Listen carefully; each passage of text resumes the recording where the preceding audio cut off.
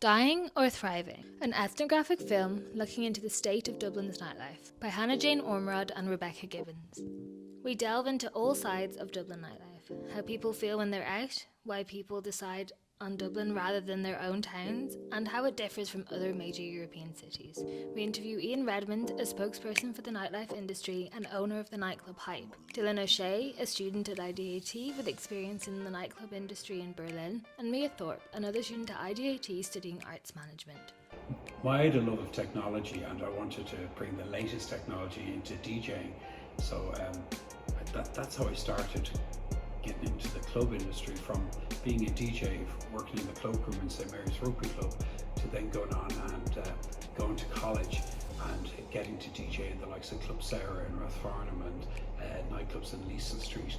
I went on then in '95 to set up a DJ agency. I was that busy with my partner Garv Rigby, who runs many radio stations, and by 1998 we were booking 7,000-8,000 events every year for DJs, for parties, for bars, for weddings and events, and business just was booming. And I kind of pulled back from DJing in the late 90s after 10 years of full-time DJing to concentrate on getting involved in running venues, and I opened my first nightclub in 2005. It was called the 21 Club on Delir Street, which went on to be Tramline, which unfortunately we had to close last year because of the cost of living crisis and many other reasons. So that's my journey from the early 90s to today. It's just over 30 years. So I've worked in all facets of the bar and nightclub industry, from pulling pints to DJing and being involved in the production and events in nightclubs. So it's been a great journey. I've enjoyed it. I'm Dylan. I'm coming from Cork. I've been living up here in Dublin for the past 4 years. I am doing arts management in IADT. I only have 1 week left, so I'm buzzing about that, and then to actually get out working in events in Ireland and abroad. I'm Mia. I'm studying arts management here in IADT. My main areas of interest in my degree would be the music industry, a little bit on events, but mainly the business side behind it. It was very much a 7-night-a-week industry, and now it's down to 2 or 3 nights a week. The changes that have occurred, there's been a huge move towards health and fitness, and alcohol sales over the last 20 years are down 20%, which in itself is a good thing, but alcohol sales support venues being open and being able to run. So with lower alcohol sales, to put on good events and good disc jockeys, you do need to charge a higher door premium. And I suppose over the last 5 years, where we've gone post-pandemic and the cost of living crisis, people don't have the money. Our target audience from 18 to 25-year-olds, they don't have the money they had going back to the late, go back 5, 6, 7 years ago. Money has got really, really tight. Rents have gone up, mortgages have gone up, and costs have gone up. To run a business now, costs are 40% on where they were pre-pandemic in terms of wage demands, which I'm fully behind paying all our staff a living wage. But when people aren't spending the money, it's hard to run a business. So that is my worry for the nighttime economy at the moment, is it actually sustainable? And unless something changes, it's not. It's expensive, but when I'm in Dublin, I think I'd prefer to actually go into the city. But I would kind of normally go for events. I wouldn't just go for, if I wanted to go out and go to the pub, meet some friends, I'd stay more local because of the price factor and transport and all of that. But yeah, I'd only go for events really to go to the city. So the Dublin City Council over the last few years had been talking about hiring a nighttime economy czar for the city, for the capital, and they've just appointed a chap, Ray O'Donoghue, who has great experience in managing events and festivals. He owns the Sea Sessions festivals in Bundoran. So I'm really excited that somebody like him is now working for the council, rather than people who are so out of touch with reality as they have been, not knowing there is a bit of hope that Ray can bring some change to the thinking of entertainment in the city. It's been really tough over the last 2 years. Coming out of the pandemic, it was like an explosion of people wanting to go out and nightclub. And I remember in Tramline in 2022, the first 6 weeks after we opened, we were full 7 nights a week, and it was like going back 30 years ago. It wasn't sustainable. 2 whole years of teenagers had missed the opportunity to go to nightclubs, and I describe it as the rite of passage that you're 16, you're 17, you're 18, you start going to nightclubs, and they missed that. So there was a huge backlog of people who never experienced that kind of culture, and I feel it's so important that people experience dancing because it liberates the soul. And I remember my days going to the likes of the Temple Theatre, the Temple of Sound, or Pod, and going and hearing dance music and how euphoric you could feel experiencing sound through a fantastic sound system, rather than just going to a bar and listening to background music. One of the major differences between Ireland and Berlin was, if you go to parties here, they're not necessarily raves, because there's not that many raves in Ireland. So if you go to parties, it can be a lot of drink culture, so that's a lot more aggressive. And I really noticed a difference because when I went to raves, even if you don't know anybody, they're like, "Oh, are you okay?" Hey, and they're sharing. It's a really, really lovely different vibe.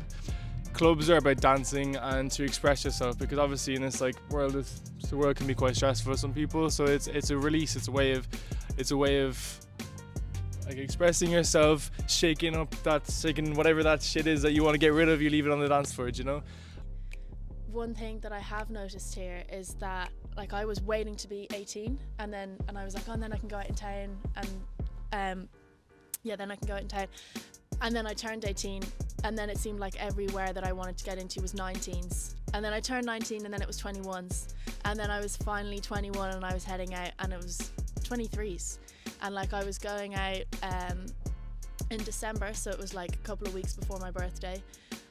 And I was 22 and all my friends were 23, and we were going down Harcourt Street, and I couldn't get in anywhere. Even places that were pretty empty, couldn't get in because it was 23s, and apparently that's not really legal because age discrimination. But that's another big problem is the age thing. Volume is atmosphere to me, and so by the time they all caught up and went to nightclubs, they experienced them. Post the pandemic, it was fantastic. But then the summer came in and summer festivals started, and they all went off to experience those festivals, and it was great. And it kind of broke the cycle that there weren't people who would religiously go out every week. So numbers dwindled, and the demand for midweek nights wasn't there, coupled with the lack of proper policing in Dublin City, which has been tragic. Taxis, not being able to get taxis at night. So public order, transportation, cost of living, it's been like a perfect storm post-COVID. So I just got figures this morning from one of our suppliers, and we're down a full 21% on footfall figures in Dublin City between 2019 and today, between the hours of 12 midnight and 3 a.m. So that's pretty disastrous. Yeah, we are in a bit of a downward curve at the moment, so hopefully with work from Ray and our government policy in terms of reforming our licensing laws, that's a big task. And we've been promised that for certainly since the pandemic started, licensing reform. And Give Us the Night have been working on that over 20 years now, Sunil Sharp and Robbie Kitt, and they've done fantastic work. And it was in the programme for government for Fianna Fáil if they were elected to reform licensing, and it's just been kicked to touch month after month after month. And you get a soundbite from Leo Varadkar or any of them saying that he doesn't think it'll be this summer, and we heard that last summer and the summer before. So our new Taoiseach Simon Harris has to plough ahead with that reform that has been promised. Our licensing laws date back to the Public Dancehall Act to 1935, and it's akin to what the restrictions were during Prohibition in 1926 in New York.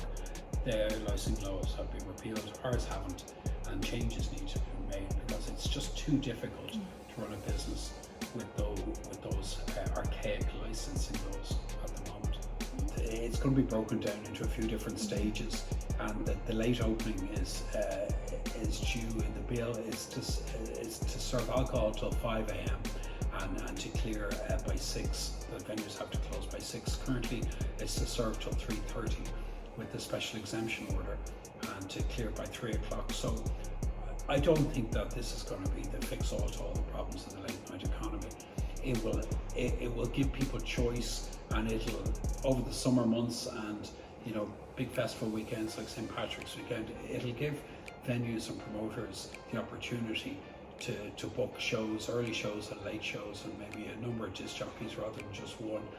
And it gives people a choice to go out, but no, it certainly won't be the fix to the late night industry. It'll bring us in line with the rest of Europe. Every city in Europe's clubs run till 5 or 6 in the morning, so to be able to serve till 5, we want it. We feel we should have it. We're Europeans, all other European capitals have it, but it certainly won't fix everything. Say if you're a DJ, you're an artist, you're a rigger, whatever you want to be, you can't actually practice these things if you're in Ireland and the clubs close at 1 a.m. and you're a DJ. You're like, how the fuck can you practice being a DJ? Because to be a DJ, you're practicing your art after those hours, and when the place is closed, you can't do that. So everyone's moving to Berlin, everyone's moving to Amsterdam to be creative and to fulfill this, but it's going to take a lot longer because there's no more creatives. There is creatives, but a lot of them are leaving because of this reason. There are many ways in which people are discouraged from going out into Dublin late at night, and one of the many reasons is safety. We asked the 97 people how safe they felt going out into Dublin city centre on a scale from 1 to 5, 1 being very unsafe and 5 being very safe. The average number that was collected was 3.01. This shows that people feel more unsafe than safe when going out into Dublin. There were many reasons why people felt unsafe, and it varied from not seeing enough police on the streets, the rise in spiking, and even feeling unsafe in taxis. One respondent said that nightclubs should be open later so the crowd can disperse throughout the night instead of everyone leaving all at once. We asked how would you feel more safe in Dublin on nights out, and the response that we kept seeing was having more police patrols on the street and better public transport from the city. Drawing from our own experience being out in Dublin at night, we knew that there were many ways in which we would feel unsafe. There was one moment in particular where we saw an altercation between 2 guards and 3 young men on the Halfpenny Bridge. Because of this altercation, we felt the need to walk further down the bridge in order to cross over, making our journey from the bus to the nightclub longer. I wouldn't choose to go out without being with boys, really. Is kind of, if I'm with boys, then it's fine, but I wouldn't I tend to avoid nights out with just girls. Me personally, I don't feel that unsafe, but I know there is some of my friends that are either female or trans or anything like that, and they've talked to me about feeling unsafe in Dublin. And I think one of the major points that they kind of brought across was the fact that there was lots of homeless and there was junkies and trying to kind of intimidate them especially along by the river. And I think they all kind of hang out there together in big groups, and it can be quite intimidating. I would think it would make sense actually if they stopped when the pub stopped instead of being 2 hours before. It doesn't really make sense, but anyway. I think the main issue is when you get to, it's the end of the night, it's 2:30, 3, everything's closing, everyone piles out into the street or into the closest McDonald's or Supermax, and that's where the issues kind of tend to happen. So maybe if that was more staggered, there'd probably be less issues. There's different parts in licensing that Give Us the Night are campaigning for as well. It's the abolition of the special exemption order system. It means that you have to apply a month in advance for a late night bar extension, which is a special exemption order issued by the courts to allow you to stay open past 12 midnight to go to 2:30 at the weekend. So each of those special exemptions used to cost €410 a night. coming out of COVID, they reduced it to 205. It's a bit more palatable, but it shouldn't be there because it blocks us from being able to put on last minute events. If we had an inquiry for an event next Monday night or next Tuesday night, we wouldn't be able to have it because we wouldn't have a special exemption order, which takes, you have to give the court a week's notice in advance before you apply for it, and you have to prepay for it. So it just blocks trade, the current licensing system. Fingers crossed we'll get some sort of movement over the next 6 months and clarity on where we're going with licensing reform. I was very sad this morning to read that Dance the Dole is no longer happening, that the people running it just don't feel wanted in the Dublin nightlife scene and don't feel welcome in clubs, and that there is such issues surrounding that. And I think I was very hopeful when I first found out about Dance at the Dawn and thought this is going to be great, and I went along to one of them myself. So yeah, it's very sad, and I don't know, I've lost a lot of hope now in the Dublin nightlife coming back. 79% of the people say that Dublin nightlife was dying. As much as we would all love if Dublin nightlife was thriving, there would need to be some serious changes if we were ever to see it happen. More accessible transport all through the night, more safety regulations, and later staggered opening hours. Give Us the Nights campaign has been in the works for almost 20 years now, and not much has changed. One of the main changes Ireland needs to do in order to make the nightlife in Dublin on par with other major cities around the world is to extend their licensing laws. Although the new legislation might help in the upcoming summer months and long weekends, it certainly won't be the fix for the late night industry.